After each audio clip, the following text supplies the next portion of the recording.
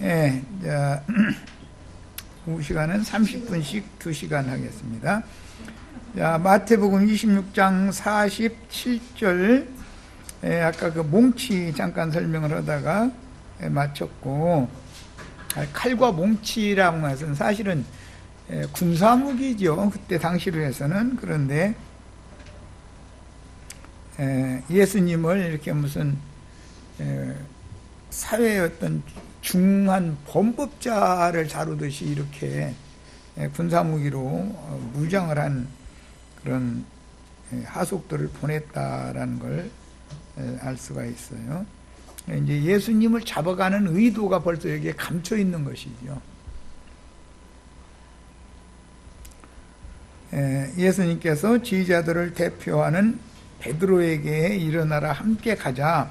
보라 나를 파는 자가 가까이 왔느니라 라는 말씀을 하실 때 그 예수님을 파는 자는 구약 성경을 이루는 거였다는 건 아까 두 번째 시간 때 말씀을 드렸어요.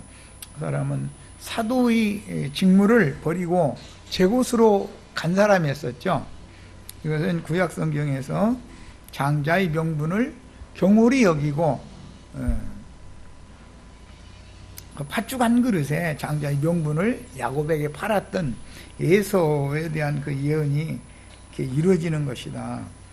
주님의 종들에게 달란트나 문화를 맡기시고 그들의 사역의 결과에 따라서 큰 상으로 다 주실 것인데 그게 이미 약속된 장자가 받을 권리인 것인데 그걸 다 포기해버린 거죠, 말하자면. 그런데 그렇게 된 거는 가룟 유다가 이상이 너무 없었던 거예요, 말하자면. 성경을 아는 지식이 없었던 거죠. 12 중에 하나인 유다가 공회가 파견한 예수님 체포자들을 대동하고 감람산의 기도초로 들이닥친 것은 전에도 절기 때 지휘자들과 함께 예루살렘에 올라오시면 이 시간에는 이곳에서 기도하셨다는 것을 잘 알고 있던 가룟 유다는 예수를 따르는 많은 무리가 없는 조용한 밤 시간에 예수님을 체포하는 것이 적절한 때다라는 것을 너무도 잘 알고 있었던 것입니다. 이미 제사장들에게 가서 은 30을 받았을 때 이 때를 노렸죠.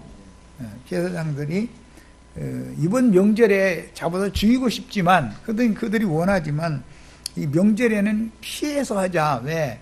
많은 무리들이 예수를 지지하는 무리들이 있으니까 폭동이 일어나면 안 되니까. 그런데 이 명절에라도 많은 무리가 없는 조용한 때 쥐도새도 모르게 세상 말로 이렇게 끌어다가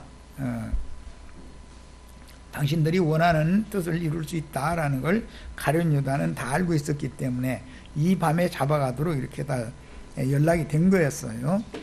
자, 그래서 본문에는 12 중에 하나인 유다라고 기록을 했는데 이 12 중에라는 말은 너무 중요한 말인 거다.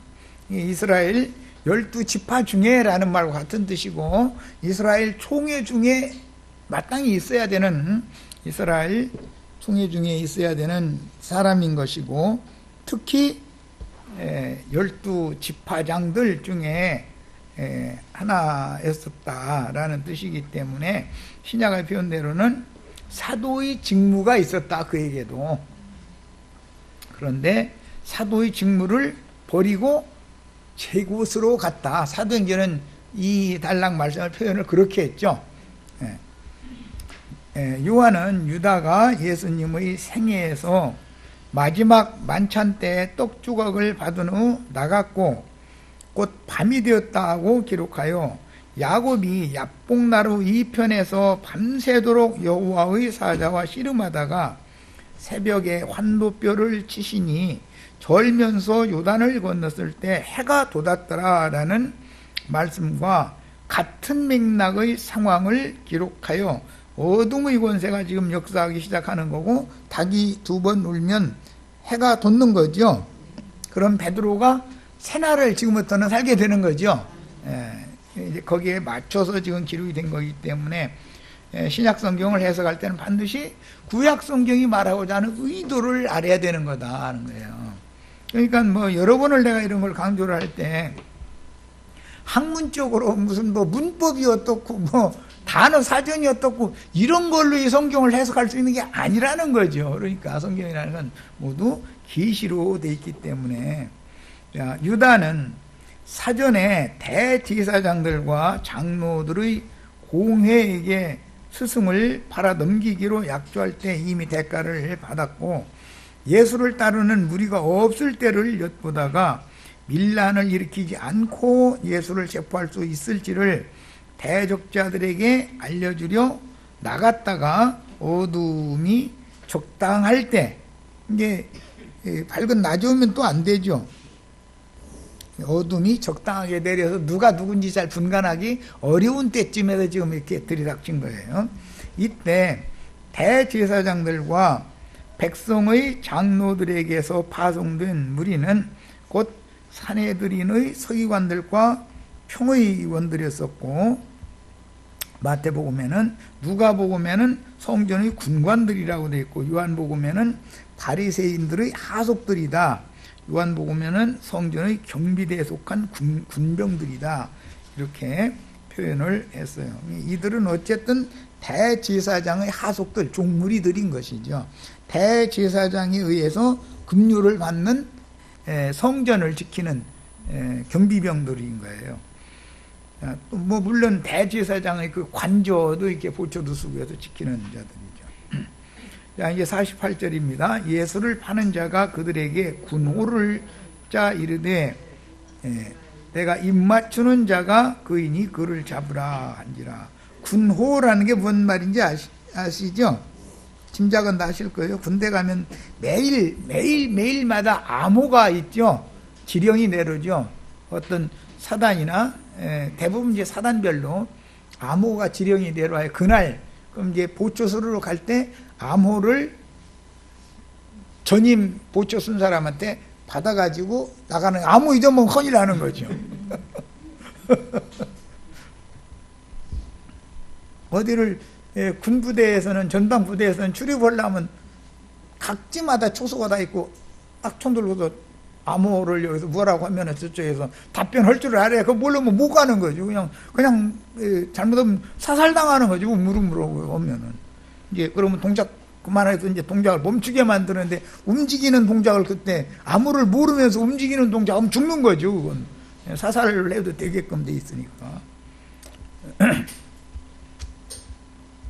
자, 유다는 예수님과 제자들이 있는 곳에 오기 전에 어둠 속에서 예수를 지목하여 체포하도록 무리들과 군호를 약조하고 그곳에 왔는데, 그 군호는 스승과 입맞추는 행동이었으니, 유대인들의 입맞춤이란 존경과 사랑을 표시하는 일반적인 인사법이었습니다. 반가운 사람들이 많은 중동 사람들은 꼭 이렇게 허기하죠.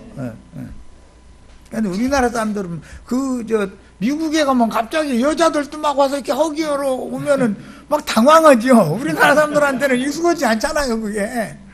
그런데 거기는 그게 서양 문화니까 너무 그 당연한 인사인데, 우리나라 사람들에게는 그게 익숙하지가 않지요, 좀.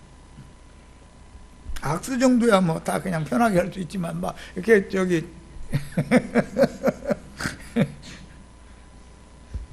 사무엘하 20장 9절로 10절 보면 요압이 아마사에게 이르되, 아마사는 북이스라엘의 군대 장관이잖아요.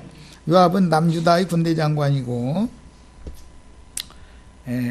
내 형은 평안하냐 하며 오른손으로 아마사의 수염을 잡고 그와 입을 맞추려는 채 하매, 아마사가 요압의 손에 있는 칼은 주의하지 아니한지라.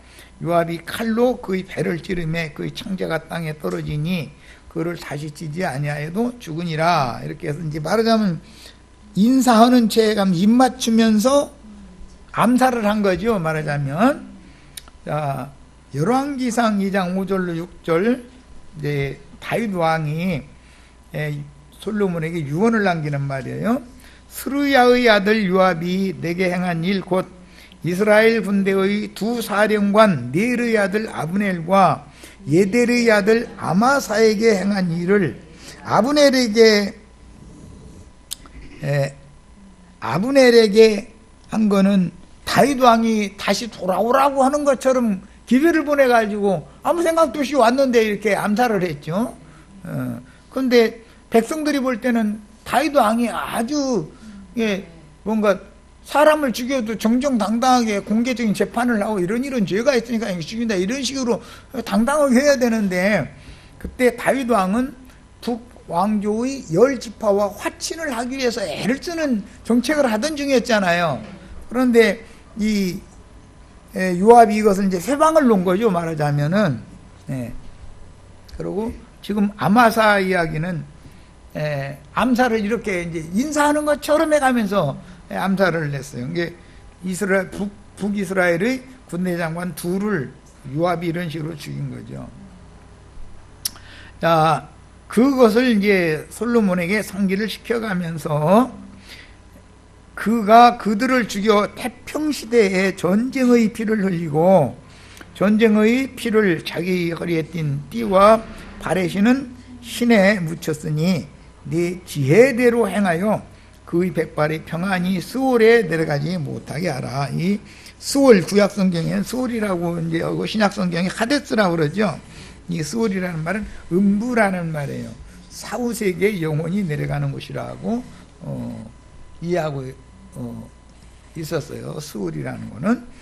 자, 인생고초의 산전수전을 다 경험하였던 다윗은 밧세바가 낳은 솔로몬에게 위를 상속해 주면서 자신도 요압의 군권을 제어하기가 어려웠었던 것을 한탄도 했었었죠. 이것을 기억하고 유언을 남겼던 것은 세력의 신, 다니엘서에 보면 세력의 신을 섬기는 자가 여자가 원하는 걸 들어주지 않는다, 뭐 이런 예언의 그 말씀이 나왔죠. 세력의 신이라는 것은 즉 군권을 말하는 것인데, 군권을 잡은 자는 군주가 약점을 보이면 즉시로 반역을 일으켜서 자기가 만만하게 다룰 수 있는 어떤 왕족 중에 다른 사람을 딱 갖다 세워버리죠.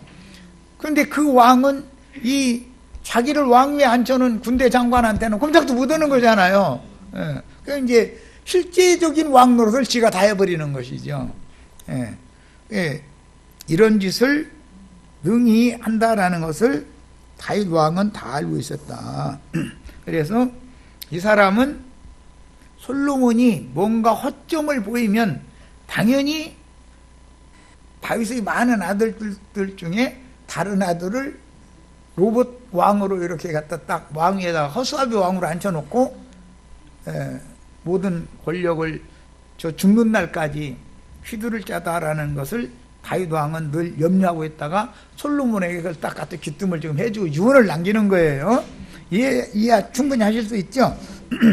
이렇게 입을 맞추면서 상대방을 해치는 경우는 다윗 시대 때 요압이 사울 가문의 군장인 아마사에게 입맞추려는 체하면서 감추어 두었던 칼로 그를 찔러 죽인 사건이 있었고, 그 일로 다윗이 후사인 솔로몬에게 유언을 남길 때 지혜롭게 요압을 죽여야 된다, 이제 그 말을 하는데 표현을 하기를, 그가 이제 나이가 많으니까 백발이 평안히 스올에 내려가지 못하게 하라는 게, 그거는 아무리 늙었다 해도 네가 나이만 다 해가지고 말하자면은 무조건 복종 올라오지 말고 그거 죽여야 된다, 이런 이제 유언을 남긴 거죠. 이게 다윗은 이 사람을 쓸 만큼 썼는데, 다윗은 그를 제어할 힘이, 지혜도 있었고 힘이 있었는데 솔로몬은 지금 유약하잖아요. 그러니까 이 사람을 못 당한다는 걸 알고 있었던 것이죠. 다윗이 살아있는 동안은 요압이 감히 함부로 하지 못하겠지만, 다윗이 죽고 나면은 솔로몬을 당연히 반역을 일으킬 거다라는 걸 알고 있었던 거예요. 다윗이라는 사람이 다윗 때문에 다 세상 말로 앉아서 삼천리 보는 사람이죠. 뭐 삼천리 강도 금수강산 저 중강진에서부터 제주도 끝까지 여기 앉아서 다 어떻게 돌아가는지를 다 아는 사람이지 뭐. 우리도 이렇게 다 밝아지셔야 되겠어요. 가장 친근한 사람을 존경하며 사랑한다는 인사법인 입맞춤을 이용하여 상대방을 배반하는 군호로 삼은 가룟유다의 스승께 대한 입맞춤은 배반자의 대명사가 되었다. 예, 입맞춤을 잘못하면 죽을 수도 있는 거죠. 그러니까 예, 사람을 자기를 믿게 만들어 놓고도 죽인다는 거잖아요. 예, 앞으로는 살살 치는 웃음, 뭐 그게 굉장히 조심스럽죠. 웃음도. 근데 뒤에는 칼을 이렇게 숨고 있을 수가 있는 거니까. 요즘에 뭐 정가에서도 그런 얘기, 뭐 토사구팽 당한다고, 뭐 실컷 써먹고 나서 이렇게 이게 다윗 왕이 지금 요압을 토사구팽 시킨 거죠. 이 다윗 왕이 이 유언을 남기지 않으면 솔로몬이 위태롭다는 것을 이미 다윗은 알고 있는 거예요. 요압이라는 사람에 대해서 너무 잘 아는 거죠, 다윗은. 자, 이제 49절입니다. 곧 예수께 나와 랍비요 안녕하시옵니까? 이게 이 유다는 예수를 주님으로 메시아로 믿었던 건 아니죠. 그냥 한 스승으로 생각을 하고 그한테 지식을 많이 얻어가지고 이제 때가 되면 내가 사거리 목준대 가서 좌판 하나 벌려놓겠다. 이제 이 생각을 늘 갖고 있었다는 걸 다윗이 요압에 대해서 잘 아는 것처럼 예수님도 이 사람에 대해서 너무 잘 알고 있었던 거죠. 이 사람은 머리가 너무 잘 돌아간다. 이게 굉장히 위험한 놈이다 하고 알고 있는 거죠. 그런데 베드로는 좀 듬직하기는 한데 이게 좀 잘 적당하게 말이야. 가룟유다하고 베드로고 이게 좀 둘이 섞어진 적당하면 참 좋은데 그렇게를 또 상생을 않기 때문에 나 이것도 참 보면은 그렇죠. 그런데 약간 우질하는 듯한 사람이 충직하고 우직하게 충성을 다할 수 있는 거죠. 그러죠. 잔꾀를 안 부리니까. 만찬자리에서 떡을 받자마자 기자 무리를 떠났던 것은 자기의 그 사도의 직무를 버리고 제 곳으로 간 거죠. 이게 이것은 뭐가 관계 있느냐? 육신의 어떤 영화를 위해서 천국의 장자권을 경홀히 여긴다라는 걸 보여준다 이거예요. 이 사람 하는 태도는. 가룟유다가 어두워진 시각에 다시 나타나서 스승에게 입맞추면서 랍비여 안녕하시옵니까? 라고 인사말을 건네는 것은 스승께 대한 존경과 사랑의 표시를 흉내내어 따라온 무리들에게 이 사람이 체포할 자인 예수다 라는 것을 군호로 지금 다 짜가지고 온 것이다 말이죠. 이게 요압이 한 짓거리를 이 가룟유다가 그대로 이렇게 하는 거죠 지금. 자, 50절입니다. 예수께서 이르시되 친구여 네가 무엇을 하려고 왔는지 행하라. 참 예수님 같이 앉아서 삼천리를 다 쳐다보고 그럼 나 같으면 이 초지질 놈이 뭐 이게 이랬을 텐데 예수님은 점잖게 친구여 네가 무엇을 위하여 이 사람들 데리고 왔니? 너 하고픈 대로 다 해라. 그랬다는 거 보면 참 예수님이 과연 예수님이요. 그 말씀을 예수님이 하니까 그들이 예수님한테 손을 대서 잡았다. 그런데 뭐 이제 양쪽에서 양팔을 이렇게 뒤로 이렇게 꺾어가지고 꼼짝 못하게 반항 못하게 했다 그 말이죠. 반항할 뿐도 아닌데 예수님은 이미 가룟유다는 예수를 팔아넘길 자라고 알고 계셨으므로 너희 중에 하나는 마귀니라. 요한복음엔 이렇게 돼 있죠. 라고 제자들에게 귀띔해 주신 적이 있었는데, 본문에서 거짓 제자를 친구여라고 호칭한 것은, 이 친구여라고 호칭한 이게 참 너무 중요한 말인데, 이 말은 창세기에서 아브라함이 여호와 하나님과 그 여호와 하나님을 동행하는 수종자 두 천사를 공개를 했는데, 여호와 하나님께서 그냥 떠나시려다가 소돔성을 내가 상황이 어떤지 봐가지고 내가 소돔성 다 멸해버릴 것을 너한테까지도 말 안 해주고 그냥 가자니 좀 내가 왔다 가는 게 그렇다 해가지고 이제 말씀을 하셨죠. 이제 그러니까는 그 소돔성 멸하려고 온다니까, 아니 자기 조카가 지금 거기에 가서 성문에 앉아서 재판하는 사람들 틈에 껴있잖아요. 이제 세상 말로 말하자면 무슨 기독교 교회 무슨 교단 총회 중에 한 자리 꿰차고 있는 사람이 된 거잖아요. 그러니까 이제 안타까우니까 막 이제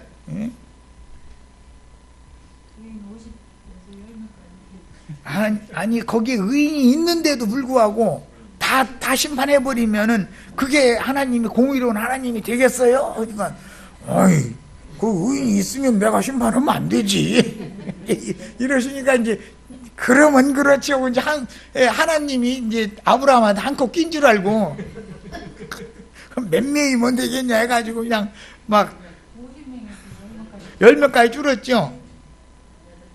그게 아브라함도 되게 자신은 없었던 것 같아요. 그거 보면. 참. 히브리인들에게 친구라는 말 속에는 모든 비밀을 털어놓고 말해줄 수 있는 아주 가까운 사람이다 라는 뜻으로서 창세기에서 인용하는 말이에요. 다윗과 하나님 사이 인용하는 말로서 예수님이 요한복음에서 제자들에게 요한복음 그 15장 말씀에 저 아래 이제 15장 13절로 15절 읽겠습니다. 사람이 친구를 위하여 자기 목숨을 버리면 이보다 더 큰 사랑이 없나니, 이 말씀은 앞에 주님께서 세상에 있는 자기 사람들을 사랑하시되 끝까지 사랑하셨다. 거기 세상에 있는 자기 사람들이 예수님의 친구지요. 지금 그 얘기를 하시는 거예요. 그래서 예수님이 세상에 있는 세상 사람들을 위하여 목숨 버린 게 아니라 제자들 자기 친구들을 위하여 끝까지 사랑하시는 표현이 그들을 위하여 자기 목숨을 내놓는 거였죠. 그래서 이제 그 복음서에 보면 이 잡히실 때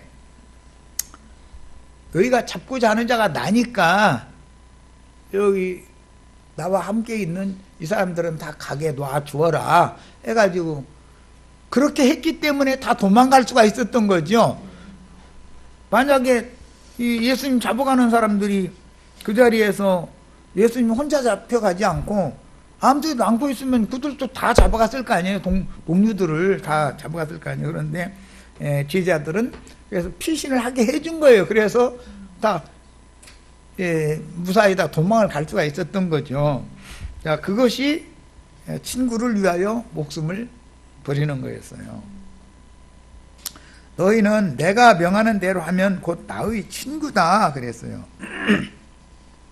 이제부터는 너희를 종이라 하지 아니하리니 종은 주인이 하는 것을 알지 못함이라. 너희를 친구라 하였노니 내가 내 아버지께 들은 것을 다 너희에게 알게 해줬다. 친구의 사이에는 비밀이 없죠. 부모한테는 비밀이 있죠. 그런데 그러니까 초등학생 아이가 뭐 문제가 있다 싶으면 친구들 전화번호를 엄마가 다 알고 있어야죠. 그래가지고 친구 엄마한테 연락해가지고 그 친구를 가서 잘 구슬르면은 내 자식이 뭔 일이 있는지 알 수 있는 거죠.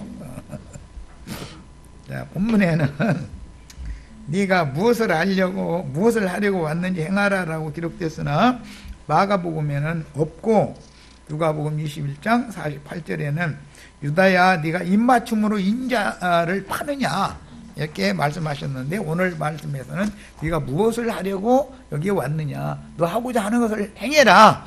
너 하고자 하는 것을이라는 것은 나를 팔아 넘겨라, 이제 그 말이죠.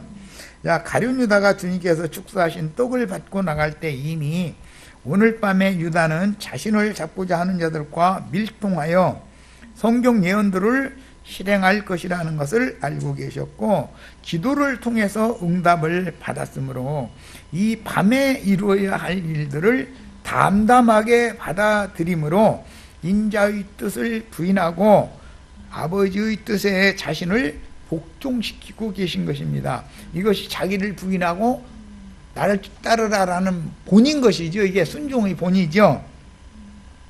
이에 그들이 나와 예수께 손을 대어 잡는지라. 이 말은 그 경찰이나 누가 이렇게 추적하던 사람들 딱 만나면은 딱 나타나가지고 양팔 한쪽씩 딱 잡고서 딱 팔 꺾어서 반항 못하게 만들죠. 이제 그런 태도를 했다는 거예요.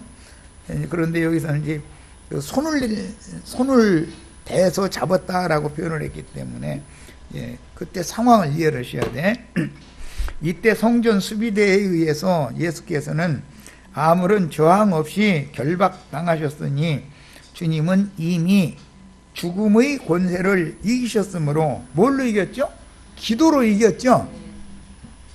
어둠의 권세를 전혀 두려워하지도 않으셨고, 제자의 배반에 대하여도 원망하거나 꾸짖는 말씀을 하시지를 않습니다.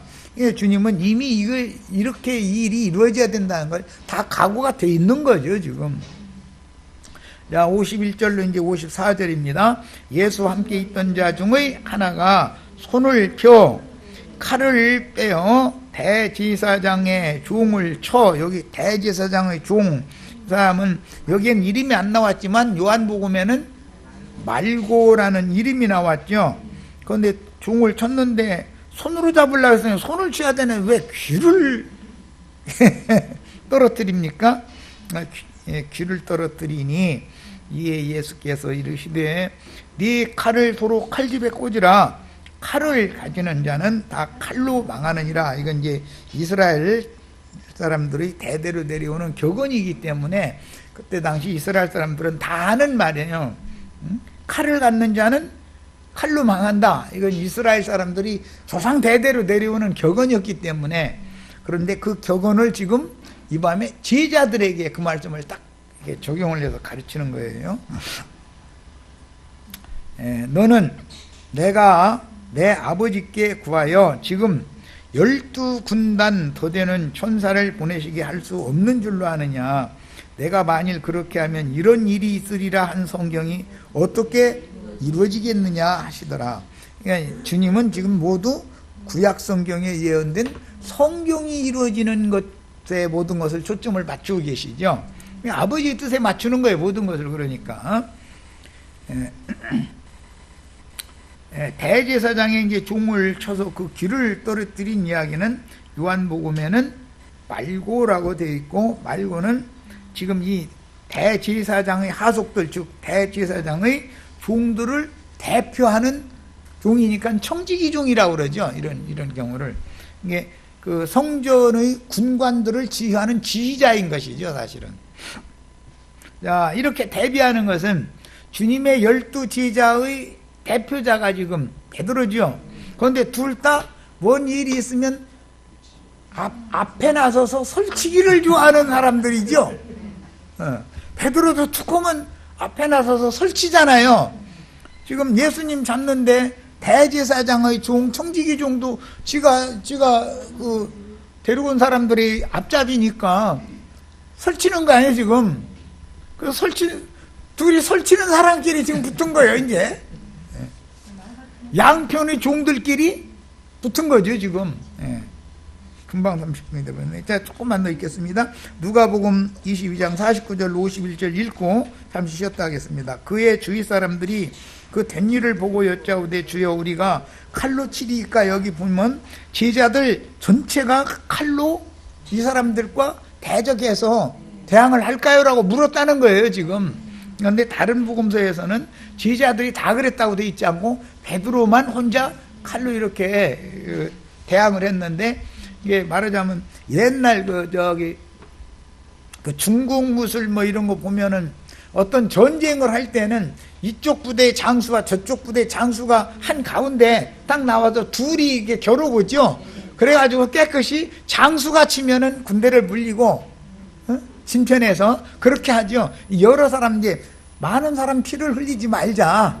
우리 두 사람이 대표로 겨뤄봐가지고 내가 너희